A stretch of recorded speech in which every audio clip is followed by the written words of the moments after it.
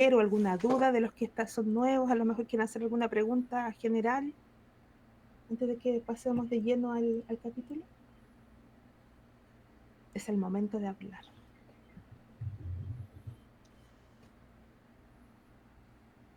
La idea es compartir, aquí ninguno de nosotros es totalmente experto. Hola Valente, ninguno es totalmente experto del tema, estamos aprendiendo juntos.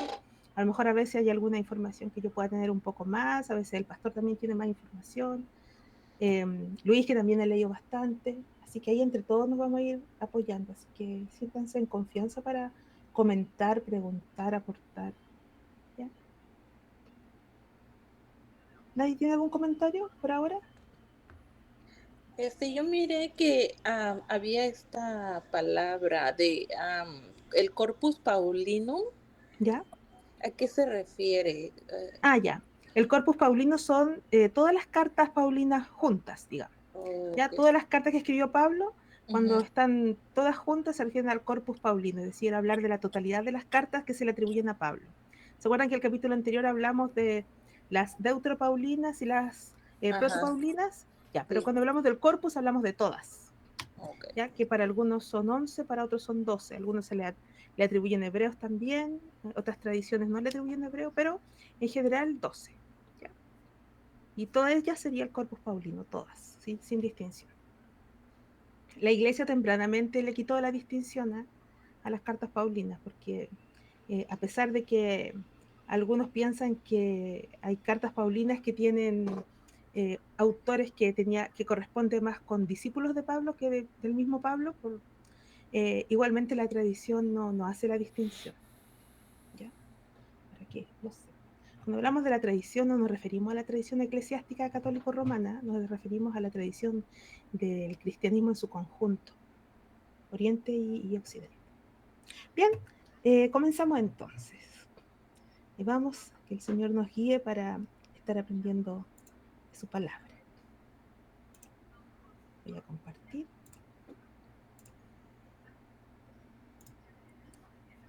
Bien. Bien, nuestro capítulo de hoy se llama Hacia un cristianismo adulto. Análisis de la evolución del cristianismo hasta el año 100. ¿Ya?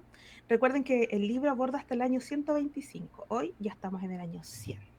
Mi nombre es Catherine Rojas, para los que no me conocen tanto aún. Introducción.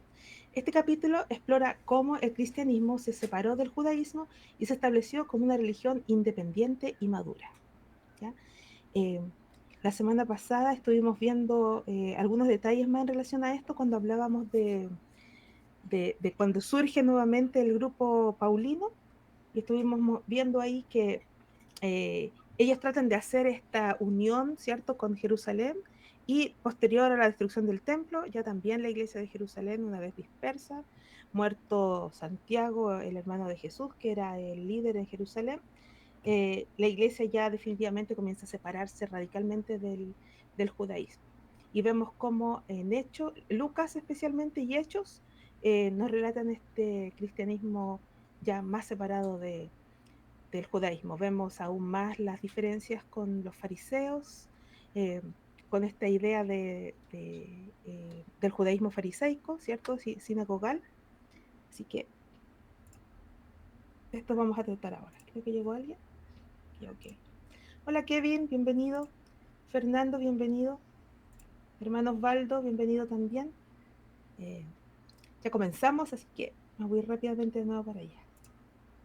Bien, seguimos entonces. ¿Ya?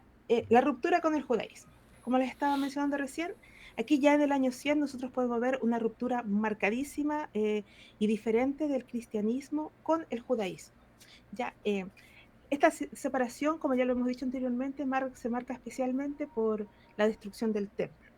El judío, al convertirse en esta religión de sinagoga y en torno ya más a los escritos y no al sacrificio como lo había sido anteriormente, más sin templo, se pone aún más a rechazar aún más el cristianismo. Y estos cristianos judíos ya no se sienten tan identificados porque ya no hay templo, que era como la unión que aún permanecía. Entonces, por lo tanto, también comienzan a expulsar a los cristianos de las sinagogas. Recordemos que los primeros años de la iglesia ellos seguían reuniéndose en la sinagoga, especialmente por la lectura de la Torá y de los profetas. Especialmente era por eso y por este tipo de comunión que se mantenía tanto en las sinagogas como en el templo. Pero sin templo y con una religión más sinagogal, ya el cristianismo se aísla más y comienza un culto ya un poco más, establecerse un culto cristiano un poco más fuerte, a diferencia del que se tenía hace tiempo, que solo era un culto doméstico, un culto en casas. Ellos seguían de la sinagoga. Por eso a veces sucede estas confusiones que tienen algunos cristianos eh, con el judaísmo, que se empiezan a judaizarse o a tener, a creerse un mesiánico de raíces hebreas, porque dicen, no, pero si los cristianos se reunían en la sinagoga, se reunían los sábados, guardaban sabbat y buscan algunos textos bíblicos, pero no los estudian en su contexto. Y la Biblia sí nos muestra en el Nuevo Testamento, y especialmente en los Evangelios, que la iglesia sí se reunía en las sinagogas y muchos judíos cristianos guardaban el sabbat, pero era porque estaba incipiente, el cristianismo recién se está despegando del judaísmo, por eso aún vemos esta relación estrecha que se tenía aún con el judaísmo, pero el cristianismo posterior ya dejó totalmente, yo diría desde el cristianismo paulino, ya comienza a separarse totalmente del judaísmo. ¿Ya? Separación de las iglesias cristianas y las sinagogas. A finales del siglo I, los vínculos entre las comunidades cristianas y las sinagogas se rompieron, casi por completo, señalando una clara distinción entre ambas prácticas religiosas. Por un lado, el judaísmo se apegó mucho más a la Torá, aunque era un judaísmo fariseo, porque fue el judaísmo fariseo el que triunfa, digamos, o el que se mantiene ahí aglutinando este judaísmo que ya estaba empezando a decaer, pero ciertamente el judaísmo muere sin templo. ¿Ya? El judaísmo que tenemos incluso el día de hoy es una religión muerta, una religión sin templo, sin sacrificio, sin clase sacerdotal, ya no es lo que fue en el Antiguo Testamento, ni siquiera en los años de Jesús. ¿Ya? Así que esta, esta iglesia, esta religión judía se separa aún más tanto en práctica, incluso en ciertas creencias muy distintos a lo que el cristianismo, primero porque rechaza a Jesús, ¿cierto? Pero también tiene una visión distinta. Y en cambio el cristianismo comienza a hacer esta interpretación del Antiguo Testamento en clave Cristo, clave cristológica. Entonces, la separación es aún más, sobre todo porque el cristianismo se expande también hacia los pueblos gentiles. Así que el cristianismo ya comienza a separarse aún más del judaísmo. ¿Ya? Y recordemos que el judaísmo se escapan, ¿cierto? Cuando se destruye el templo y fue toda esta cuestión de la revuelta y la guerra ahí romana-judía, se escapan hacia Yamnia o Jamnia y allí forman su escuela, la escuela en Yamnia.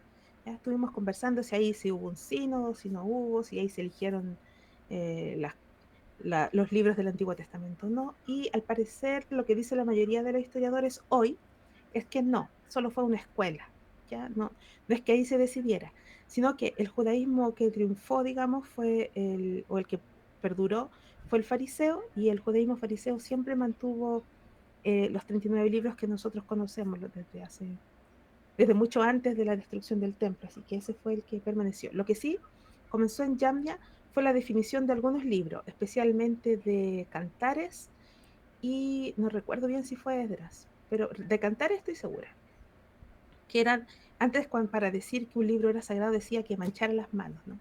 Y estaban ahí, la duda estuvo con Cantares, porque Cantares no era un libro litúrgico, sino que Cantares se utilizaba solo para bodas, pero se reconoció como libro sagrado también para el judaísmo. ¿Ya? Eso fue en Yamnia. Entonces, el cristianismo se separa ya de este tipo de judaísmo. Tenemos ahora las persecuciones bajo Domiciano y contra los cristianos. Las persecuciones, especialmente las de Domiciano en el año 95 y otras dirigidas contra cristianos en los años 107 a 112, evidencia de esta separación y la respuesta de los cristianos ante la adversidad. ¿Por qué esto? Recordemos que los judíos al principio, los primeros años después de la resurrección de Jesús, fueron tolerantes con el cristianismo, que el cristianismo se consideró una secta judía. Dentro del judaísmo existían varios grupos judíos, no era un solo tipo de judaísmo, ¿no? Teníamos los esenios, los fariseos, los saduceos, incluso los samaritanos se contaban como un tipo de judaísmo, y los celotes incluso también como una facción, y los cristianos estaban dentro de esto. Entonces, para los romanos, los cristianos eran parte del judaísmo, una secta. Entonces, los judíos tenían ciertos tratos con los romanos, entonces no tuvieron a los principios una persecución muy intensa porque tenían todavía estas licencias que tenía como la religión oficial de Israel, ¿no? Y aunque estaban bajo el dominio romano, se tenían ciertas licencias. Sin embargo, al separarse el cristianismo del judaísmo, ya el cristianismo no es visto como parte del judaísmo, sino como una religión saliente o un grupo nuevo. Y como grupo no tenía ningún convenio con Roma, ningún tratado, ni siquiera eran reconocidos. Entonces aquí tenemos la doble persecución. Por un lado, por los judíos y por el otro lado, por los romanos. Si bien uno de los emperadores más tiranos fue Nerón, Domiciano no lo fue menos. ¿Ya? Domiciano tiene una característica un poco más fuerte que la que tuvieron los emperadores anteriores. En el caso de Domiciano, bueno, además de ser un emperador que fue muy déspota, él tenía un culto hacia sí mismo más fuerte que otros emperadores, aunque todos tenían esta egolatría suprema que los caracterizaba. En el caso de Domiciano, él se trataba a sí mismo como Dios y Señor. Entonces ustedes comprenderán que para un cristiano tratar a un emperador como Dios y Señor, siendo Jesucristo su Dios y Señor, eh, crea un conflicto. Primero el conflicto con la fe cristiana y el conflicto romano a este rechazo, a este culto a Domiciano, ¿cierto? Así que Domiciano sí, a diferencia de Nerón, no tuvo una persecución tan masiva. Sabemos que Nerón tuvo una persecución especialmente a los cristianos en Roma, por ser la capital del imperio, cuando culpó a los cristianos de haber quemado Roma, ¿cierto? En el caso de Domiciano, Domiciano tiene un tipo de persecución al cristianismo, pero es más selectiva. Se piensa que Domiciano tenía tipo de persecución a la aristocracia. Muchos aristócratas romanos, los patricios, habían conocido tanto el judaísmo como el cristianismo y fue a ellos que fue dirigida esta persecución y también muchos otros cristianos, ¿no? Pero fue mucho más selectiva, pero fue una gran represión. Así que se cuenta también a Domiciano como una persecución fuerte hacia el cristianismo.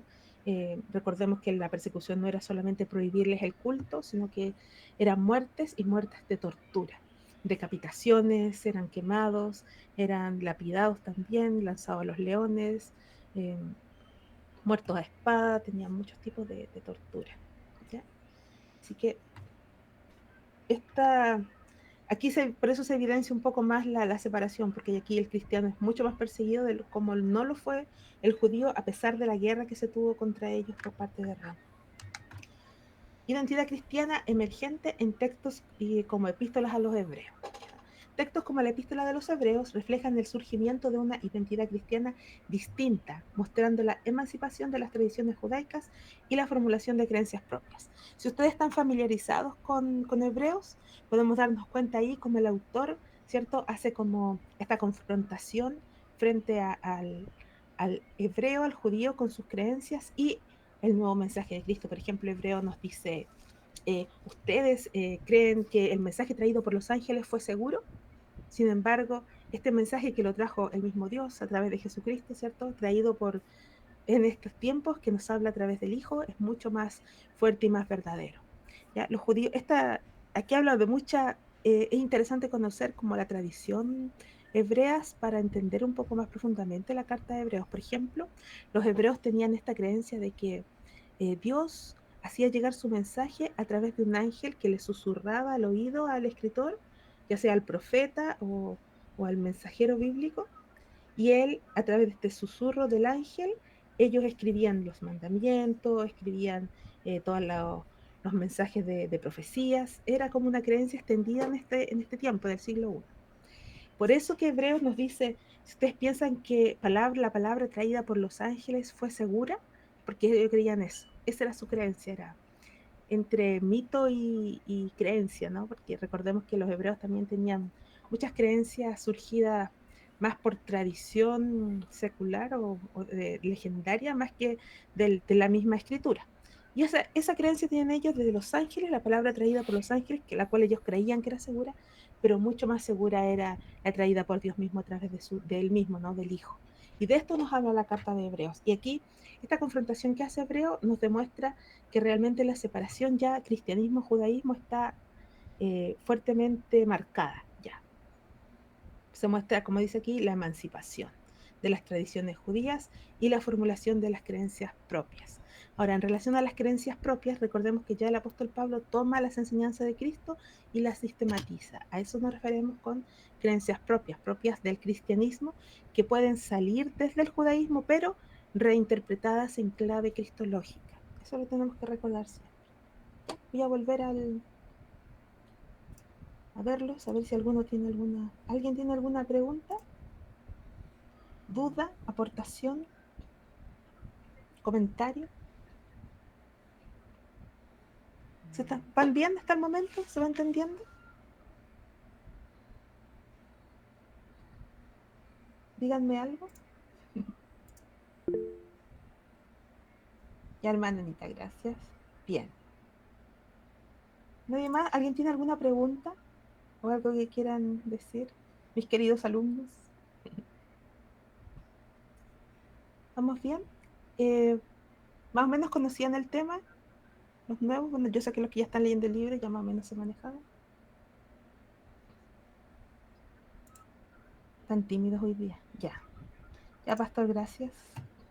Bien, seguimos entonces. Seguimos entonces. Allá vamos.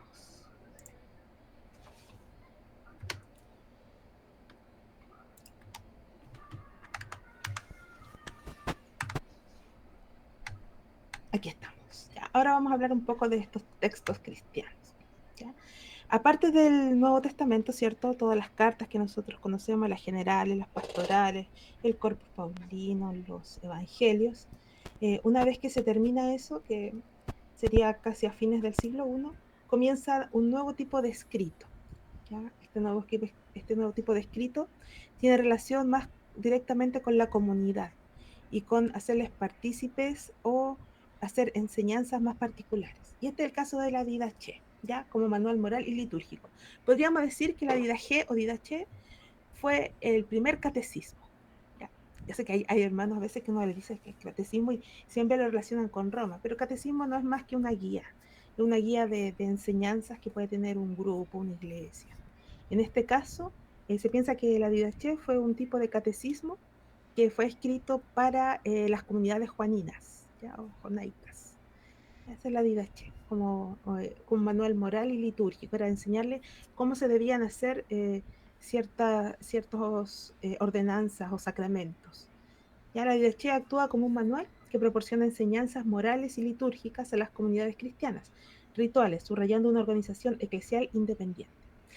La Didache es un documento súper importante, no tenemos copias directas tan cercanas, pero sí se atribuye que principalmente debió haber sido del siglo I, ¿ya? Aunque las más antiguas me parece que son del siglo III, pero sabemos que por todo lo que encierra el mismo documento, tiene que haber sido del siglo I. La IDH surge como la necesidad de enseñarle a las comunidades cómo hacer ciertas cosas dentro de la comunión. Esto nos muestra que la iglesia ya no es solo un culto doméstico, o sea, ya no se reduce a lo que habíamos dicho antes, este culto doméstico que solamente era pan, palabra, oración y bautismo, sino que se extiende y tiene una estructura un poco más jerarquizada y más litúrgica, a diferencia de lo que habían sido los primeros años.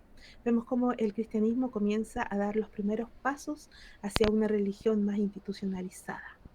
¿Ya?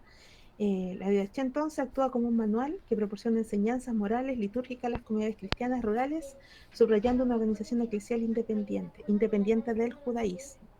Ya no se tiene esta liturgia judía que radicaba principalmente, ¿cierto?, en los sacrificios, en, en estas entregas, en las peregrinaciones. Esto comienza a cambiar radicalmente desde aquí y una muestra de ello es este manual, la Didache. La Didache además nos da mucha información acerca del cristianismo del siglo I porque nos muestra que ya tempranamente Está se el tiene clima. el concepto de Trinidad. tal vez no Sí, tan definido como se estableció posteriormente en forma dogmática, pero sí ya se tiene el concepto o la definición conceptual de la Trinidad a través del bautismo. Y es lo que la IDG nos está diciendo. Así que esto es como una carta apologética contra la unicidad, contra los modalistas sabelianos, la IDH. Y es un tipo también de carta apologética. Tenemos también las epístolas de Juan y la cohesión comunitaria. Aquí estamos hablando de las cartas de Juan, que también está, la DH no se consideró inspirada, sino solo como un manual externo, externo a la escritura, a diferencia de las epístolas de Juan, tanto el Evangelio como las cartas, estas epístolas enfatizan la unidad dentro de las comunidades cristianas y la necesidad de combatir herejías, marcando un enfoque de la identidad cristiana frente a las divisiones. Sabemos que la principal herejía es contra lo que escribe Juan, porque Juan es básicamente un texto apologético, es contra el docetismo. ¿Ya? El docetismo enseña de que Jesús no vino en carne. Y si ustedes leen Juan, tanto las epístolas como el Evangelio hace énfasis en que Jesús vino en carne. Y el que niegue esto eh, dice que no conoció al Hijo, que es anatema. Por lo tanto, esto es lo que hace Juan, una defensa apologética contra el docetismo, que eran gnósticos, por cierto, que negaban la carne por lo mismo. El gnosticismo hace esta separación radical entre la carne, ¿cierto?, y la parte espiritual, y todo lo que es material, la carne, todo lo material sería lo pecaminoso. Por eso que ellos negaban que Jesús hubiese tenido cuerpo, por ejemplo, que hubiese sido carne. Pero Juan en su texto apologético, principalmente lo que enfatiza eso, que Cristo vino en carne, ¿no? Y nos presenta a Jesús como el logo de Dios, como la palabra. Bien, la epístola de Clemente de Roma y la organización eclesial. Bien, la epístola de Clemente aboga por la estabilidad y la unidad entre las iglesias, ¿ya? Presentando una estructura organizativa más definida que refuerza la comunidad cristiana. Ya con Clemente podemos ver un tipo de iglesia más jerarquizada, ya con una distinción más clara del obispo y de los diáconos, no tan difusa como fue al principio, que se tenían solo los diáconos. ¿Recuerda la primera iglesia, cuando la primera elección de los diáconos? Eh, la labor del diácono ahí era un poco más difusa porque era atender las mesas, ¿cierto? Y administrar un poco. Pero la iglesia posterior le dio al diaconado un servicio también espiritual, que no se tuvo al principio. Y luego también de la partida de los apóstoles, la iglesia necesitó tener un cuerpo más jerarquizado por autoridad. A diferencia de la iglesia inicial, que es de tipo más horizontal, ¿cierto? Una comunidad horizontal sin cargo, sino solo distinción de roles. La iglesia primitiva inicial. ¿Ya? Vamos a ver ahora un poco de la organización eclesial. El modelo de episcopado monárquico propuesto por Ignacio de Antioquía. Aquí quiero hacer tengo una diferencia yo con el autor. No sé si ustedes la compartirán conmigo, pero mi diferencia es que él hace mucho énfasis en esto, en el modelo episcopal monárquico, pero aquí estamos hablando recién de finales del siglo I. No existe un modelo de episcopado monárquico generalizado en la iglesia primitiva, sino uno reducido en Asia un poco, pero no es lo que nosotros conocemos en la Edad Media, el papado, que el papado sí es un episcopado monárquico fuerte y casi con tintes imperiales. Este modelo que está marcando aquí Ignacio de Antioquía es muy introductorio. Es porque él hace el énfasis en el obispo. Y por eso se habla de este modelo episcopado y por eso el autor habla de un modelo episcopado monárquico. ¿Ya? Pero no era extendido. Incluso Roma aún era un pequeño grupo de gente que se reunía en casas que tenían un grupo colegiado nomás de presbíteros. ¿Ya? Y el presbítero no era distinto al anciano y al obispo, porque son nombres o títulos intercambiables. ¿Ya? No existía, hasta Ignacio, no existía una diferenciación entre obispo, anciano y presbítero, que prácticamente son pastores, ¿no? No existía esa diferenciación hasta Ignacio de Antioquía. Ignacio de Antioquía introduce un modelo de liderazgo eclesial en el que los obispos actúan como figuras centrales de autoridad, consolidando el episcopado en las comunidades cristianas. Y aquí es donde yo, como les decía anteriormente, donde yo veo que comienza este tipo de corrupción ya más de tipo político dentro del cristianismo. Si bien no es extendido aún el modelo de episcopado en todas las iglesias, aún las iglesias mantienen el orden más colegiado, ¿cierto? Tienen un obispo, tienen diáconos, tienen ancianos, tienen presbíteros, pero aquí ya comienza esta idea del episcopado monárquico con Ignacio. ¿Por qué él hizo esto Ignacio? Principalmente para destacar al obispo en relación a la iglesia como autoridad, como levantarla como un cuerpo más unido por una cabeza. Y eso es a causa de los gnósticos, que estaban especialmente en Asia. Así como Juan escribe contra los docetas, en el caso de Ignacio de Antioquía, hace esta diferenciación del obispo y de los episcopados, justamente para diferenciarse del modelo gnóstico, que eran, recuerdan ustedes que eran los que eh, a, discutían que ellos tenían este tipo de sucesión, no sé si apostólica, pero este tipo de sucesión como de inspiración, que esta capacidad como de intelectual, que Dios se revelaba a través del conocimiento, todo esto, Ignacio hace este énfasis en el obispo, ¿ya? Y por eso tenemos esto. Y de aquí es donde se agarra la Iglesia Católica Romana para sostener su primado y su idea de este episcopado monárquico, y posteriormente ya empiezan las ideas de, de superioridad o de ser cabezas de la cristiandad. Ya. Tempranamente comienzan los romanos con esta idea, aunque aquí con Ignacio aún no tenían obispo cuando Ignacio hace esta declaración. Tenemos aquí con Ignacio también, ¿cierto? La primera declaración más amplia, porque ya se hablaba de la iglesia como católica, pero con Ignacio ya se habla más de iglesia católica en el sentido de universal, tanto porque estaba en todas partes y también tanto porque la enseñanza de la iglesia era de carácter universal y no solo para judíos o para una clase étnica, sino de carácter universal. Pero también porque la iglesia estaba en todos lados como cuerpo místico, universal también. ¿Ya? Eso es mucho más que eso, porque también Iglesia Católica también se habla, por ejemplo, en el documento muratorio. Podríamos hablar más de eso, pero nos vamos a alargar mucho. ¿Ya?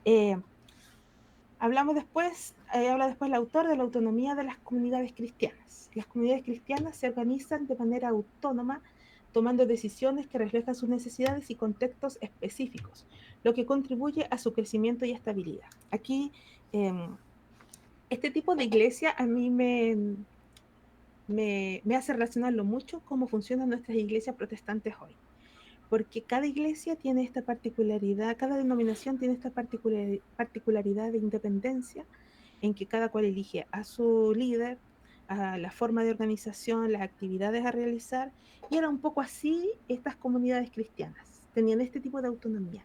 Eh, Cada iglesia, cada asamblea local eran independientes, tomaban sus propias decisiones, respetando, por supuesto, ya toda la enseñanza apostólica que se tenía.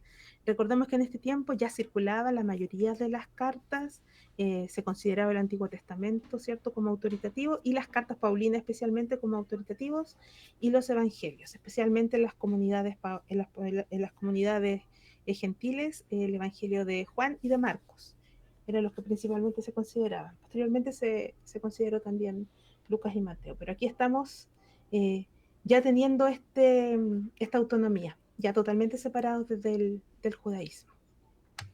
¿Ya? Ministerios de ancianos y de diáconos.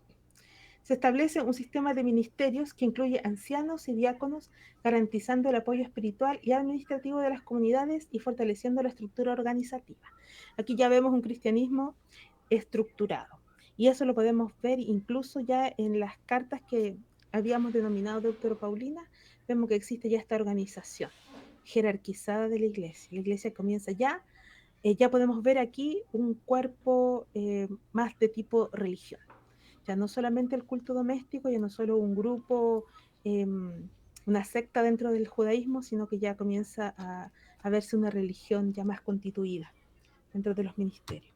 ¿Alguien tiene alguna pregunta, comentario o duda que les haya surgido hasta el momento? Nos quedan 20 minutos. ¿Sí? ¿Comentarios? Hoy día están súper silenciosos. ¿Pueden escribirla si no pueden hablar mucho? Ya, y todo bien, dice hermana. ¿No? Pregunta, comentario, a lo mejor alguien tiene alguna información extra que quisiera dar, algo que a mí a lo mejor se me haya escapado. Bien, seguimos entonces.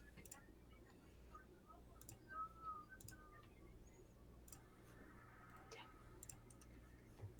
Vemos aquí.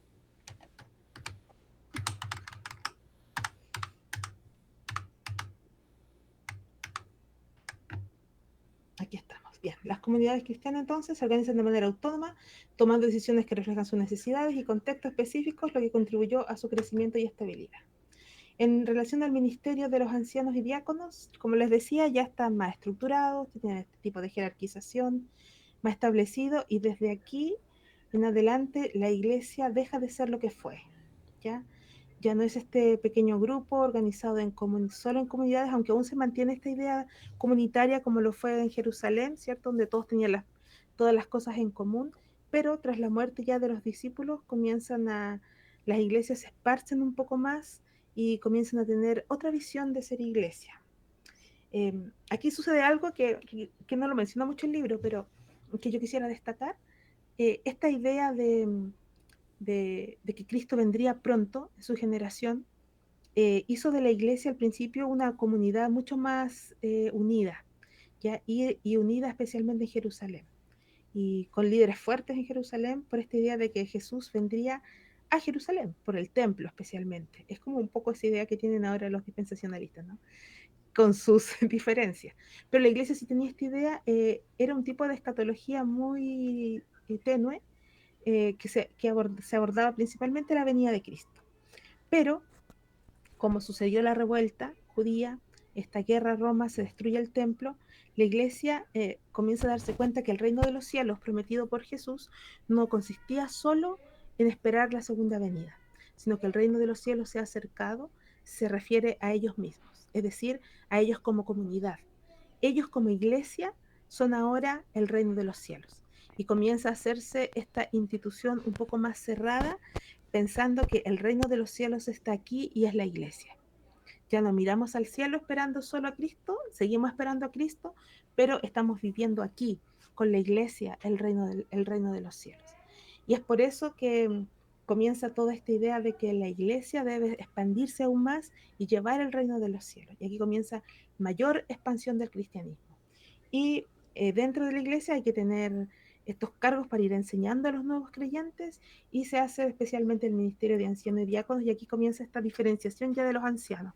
Los ancianos que antes también eran obispos y presbíteros, ahora comienzan a ser un tipo de guía y consejero más cercano a la comunidad. ¿Ya? Vamos a ver ahora acerca de algunos escritos jonaicos, que ya vimos la vida de Che y Juan, pero especialmente Apocalipsis de Juan y la crítica a Roma. Hablar del Apocalipsis es un poco controversial, ¿no? Porque tenemos muchas miradas del Apocalipsis, pero yo lo quisiera abordar, tanto como el autor, un Apocalipsis desde el género apocalíptico. ¿Ya? El género apocalíptico viene a ser este género literario que adquiere el judaísmo, especialmente entre lo que nosotros llamamos el periodo intertestamentario, que sería aproximado entre el siglo III y el siglo I, todo este periodo que nosotros le hablamos de silencio, de revelación, es aquí donde surge este género, especialmente, aunque ya se ven algunas luces del género apocalíptico en algunas partes de Daniel, Jeremías también un poco, pero este género apocalíptico, que no lo supieron manejar bien los padres por el desconocimiento que se tuvo los padres de la iglesia, este género apocalíptico fue el que tomó Juan para escribir Apocalipsis. La apocalíptica judía es un tipo de escritura de resistencia al imperio que eran dominados. En el tiempo que surge la apocalíptica judía era el tipo de resistencia a los persas, a los griegos, y se escribe en una clave de esperanza, pero de resistir aún al enemigo porque el tiempo final vendrá, donde Dios reinará y expulsará a sus enemigos. Todo se escribe en esa clave, en clave de resistencia y en clave de contraimperio. Así es como se escribe y así también lo escribe Juan. Juan, a diferencia sí de los apocalípticos, de la apocalíptica judía, esta apocalíptica es una apocalíptica cristiana con una esperanza escatológica futura en el reino de los cielos, con Cristo reinando, pero no solo reinando en un futuro, sino Cristo reinando ya. ¿Ya? Por eso él dice que cuando la primera visión de Juan dice, vi al Señor, ¿cierto? En el primer día, reinando en un trono alto y sublime. Esta visión, estos escritos de Juan tienen el sentido de hacer a la iglesia resistir este periodo de persecución especialmente, y es una crítica abierta al imperio, por eso también se decide escribir, para que pudiera circular, se decide escribir en esta clave, clave contra imperio. El Apocalipsis de Juan critica la opresión del imperio romano, destacando el sufrimiento cristiano y anunciando la victoria final de Cristo sobre las fuerzas del mal. Por eso a veces cuando se estudia escatología, con el respeto que me vale la escatología y a quienes les gusta, se descuida mucho el género en que Apocalipsis fue escrito, y se descuida estas claves contra imperio y de resistencia que hace Juan, y se aborda a veces desde un punto de vista demasiado futurista, que no es la intención del autor, aunque también podríamos aplicarlo en cierto sentido, pero no es la intención primera del autor de ser un género tan futurista, sino que es una carta escrita a una comunidad en particular, que es la comunidad sufriendo, especialmente en Roma. ¿Ya? Tenemos el Evangelio de Juan y la naturaleza divina de Jesús, ¿cierto? Eso ya lo habíamos mencionado. Este Evangelio presenta a Jesús como la palabra divina o el Logos, enfatizando su divinidad y el rechazo que enfrenta por parte de los judíos, marcando una clara separación teológica. ¿Ya? El cristianismo ya comienza aquí una clara marca teológica, y para lo cual adquiere el uso de la filosofía griega. Yo sé que a veces nos cuesta un poco aceptar que el cristianismo use tanta filosofía, pero lo que toma no es la filosofía griega, sino son las herramientas, ¿ya? Las herramientas para explicar el Evangelio con herramientas en ideas griegas, porque era la filosofía griega la expandida en este tiempo, era la cual se hacía, digamos, las explicaciones y cómo se comprendía la realidad en esta época. Recordemos que en este tiempo no tenían ni, ni teorías de la investigación, ni método científico, ni pensamiento histórico, sino que era a través de la filosofía cómo se comprendía la realidad, el mundo espiritual y también el terreno. Y es lo que tomó la iglesia, es lo que Dios guió a los suyos para enseñar. ¿Ya? Estas herramientas, no la filosofía en sí mismo, ¿no? Pero sí la herramienta. Y fue lo que usó Juan. Al hablar de logos, ya estamos hablando de un tipo de comprensión griega. Conflicto interno y ruptura teológica con el judaísmo. Los escritos judaicos abordan conflictos internos dentro de la comunidad cristiana y reflejan la ruptura teológica con el judaísmo, estableciendo una identidad cristiana definida.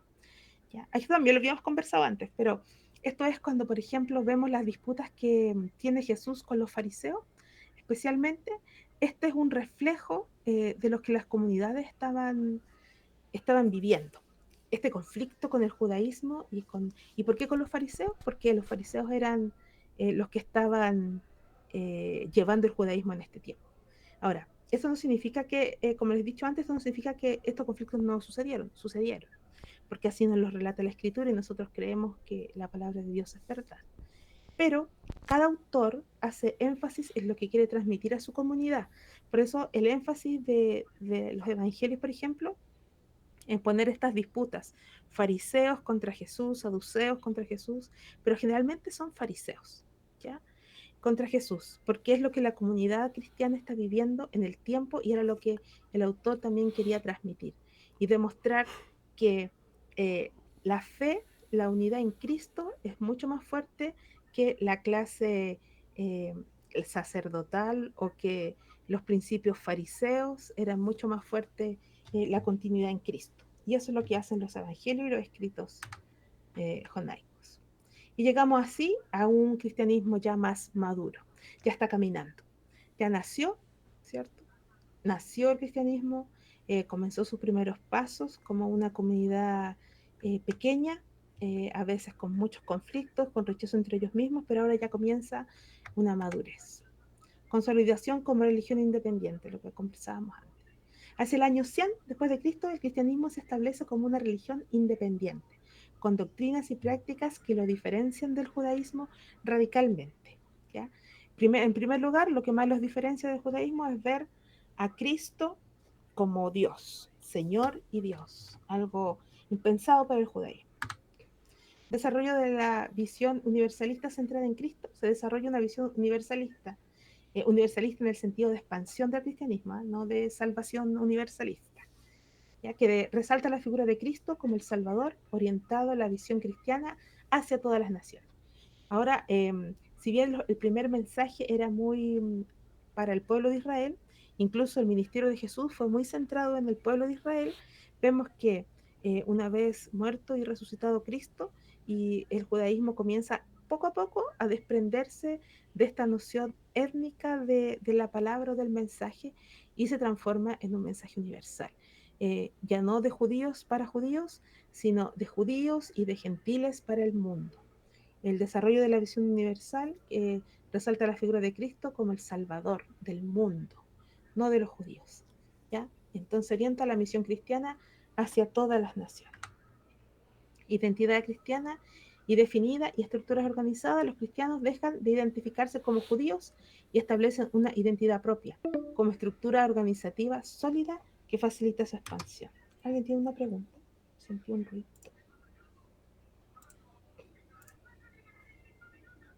Ah, no, me está avisando que nos quedan 15 minutos. ¿Alguien tiene una pregunta antes que terminemos? ¿Algún comentario de la clase? Ya nos queda súper poquito. Si alguien quiere hacer algún comentario.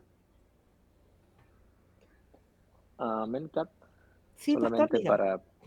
para, ahorita que estabas hablando de cuando se empezó a formar el obispado y todo eso, ¿no? Sí, En la iglesia, me gusta mucho resaltar de que en ese tiempo también se empezaron a convertir cristianos ricos y cristianos, los esclavos, ¿no? Que tenían los ricos sí, sí. y pues siempre estamos acostumbrados a que los ricos están por encima de los pobres.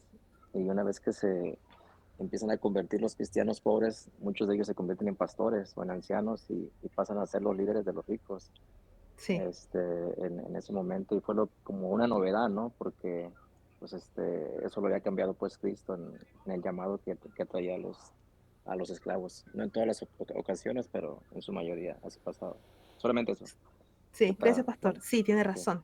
Y sobre todo esta persecución diocleciana, la vemos que surgió en parte hacia la aristocracia. Eso nos muestra que también la aristocracia romana se estaba convirtiendo.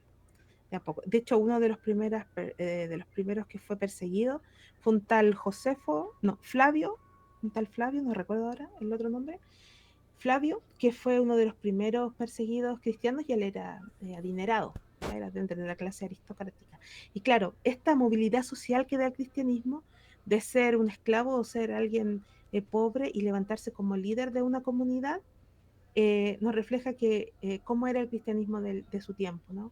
Y también se cometieron excesos, ¿no? Y a veces, como conversábamos antes, de que la semana pasada, que hablábamos de que las comunidades paulinas tenían mucha relación con personas, Pablo tenía mucha relación con personas adineradas, que eran las que sustentaban un poco su ministerio, y la crítica que hace Santiago, Santiago como que centra a todos un poco, ¿no? Y el libro en la carta a Santiago les dice cómo tiene que ser el trato con el rico, con el pobre, no hacer diferenciación, no hacer acepción de persona, que por qué prefieren que los ricos se sienten adelante, no dice Santiago, ¿cierto? ¿Por qué hacen esta discriminación? ¿Cómo tienen que ser con los esclavos y cómo los esclavos tienen que ser con sus amos? Y esto refleja, como dice el pastor, cómo la comunidad tiene todo tipo de personas y que se crea este tipo de movilidad social interna dentro del cristianismo que es bastante interesante de analizar. Bien, como nos queda poquito, vamos a terminar ya. Creo que nos queda Hola, hola, una. ¿se me escucha? Sí, sí, sí, sí. Sí, hace rato quería aportar, pero creo Ah, qué que bien. cerré mi invitación por equivocación. Ah, Creo que también hay por ahí una visión un poco romántica de la estructura de la iglesia primitiva, y es muy dicho, ¿no? Regresemos a sí, cuando, para empezar, no es una sola estructura, o sea, no es un monolito, y varió de acuerdo a las necesidades. Es decir, por ejemplo, cuando narra el libro de Hechos, que tenían todas las cosas en común, que vendían sus propiedades, ¿no? No Sí. necesariamente esto repercutió en algo positivo todo el tiempo.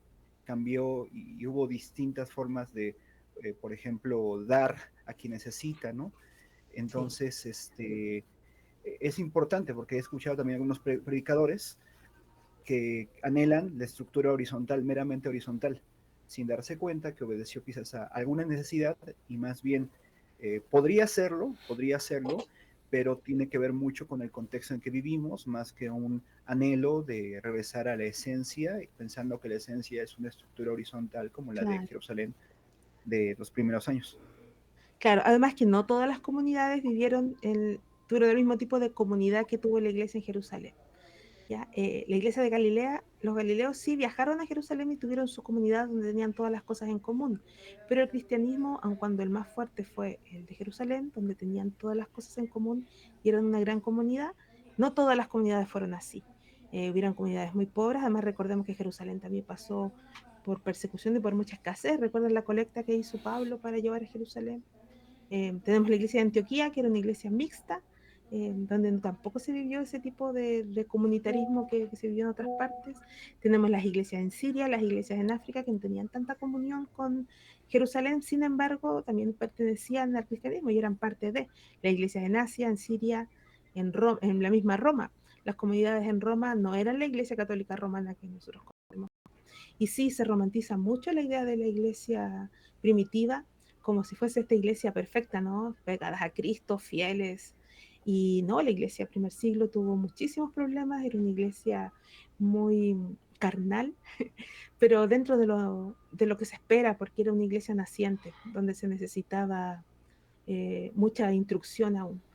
Ahí ustedes ven los problemas de moralidad que tenía Pablo con los Corintios, con la iglesia en Corinto. Eh, claro, cada iglesia en su época tuvo sus propios conflictos, sus propias dificultades. Nosotros tenemos hoy, por ejemplo, el terrible problema del posmodernismo, las ideologías de género, las perspectivas de género y todo ese asunto que la iglesia nunca vivió antes.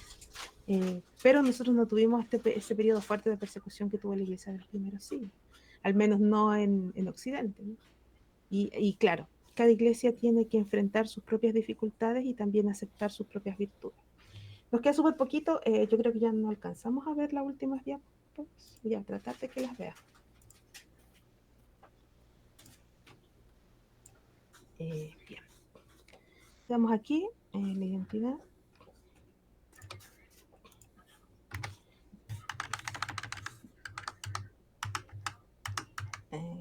Con los escritos, aquí va.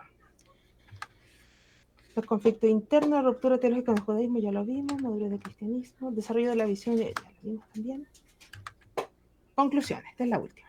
¿Ya? El crecimiento del cristianismo entonces hasta el siglo 100 después de Cristo refleja su evolución hacia una religión adulta, con organización y teología propia. Estamos recién en el siglo I, aún nos quedan 2, 3 siglos todavía de esta iglesia entre perseguida y afirmándose. Es la iglesia que comienza ya a construir el canon, la iglesia que ve la necesidad de empezar a dogmatizar. Eh, Aún no estamos tan cerca de Nicea, ¿no? Pero la iglesia ya comienza aquí con ciertos conflictos. Hemos visto ya que la iglesia es bastante plural desde su origen y cada comunidad tuvo sus propios problemas. Por un lado tenían a los gnósticos, a los judaizantes, tenemos a principios del siglo a Marción diciendo que el Dios del Antiguo Testamento era este demiurgo, que solo era destructor, quiso imponerse solo con algunas cartas.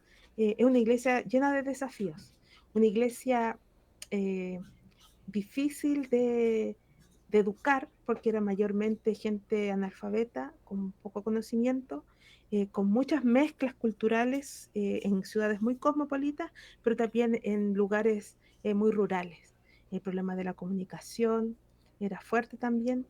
Sin embargo, el Señor llevó que el cristianismo surgiera, como comenzó, como decíamos, con pequeñas llamitas, ¿cierto? Como pequeñas llamas en diferentes lugares de Asia y de África y de Europa, y, y llega aquí. Aquí estamos. con este cristianismo que ya está más robustecido y creciendo. El próximo nos queda un solo capítulo, ahí vamos a estar viendo qué sucede con el final. ¿Ya? Así que ahí les voy a estar comentando en el grupo qué vamos a hacer con el último capítulo para que hagamos una conclusión. Bien, un video, a lo mejor vemos algo, ahí lo vamos a estar viendo. Así que les doy gracias por participar, nos quedan 3 minutos. Cualquier comentario o duda la pueden escribir en el grupo, ¿ya? Ahí a la medida que puedo se los voy respondiendo, también otros hermanos pueden ir contestando. Así que el Señor les bendiga, gracias por participar. Hasta el próximo sábado. Que tengan mañana un lindo domingo de resurrección en sus congregaciones. Que el Señor les bendiga. Chao hermanos, bendiciones. Chao, Gracias, David. bendiciones. Dios les bendiga a Bendiciones, todos. hermanos. Chao.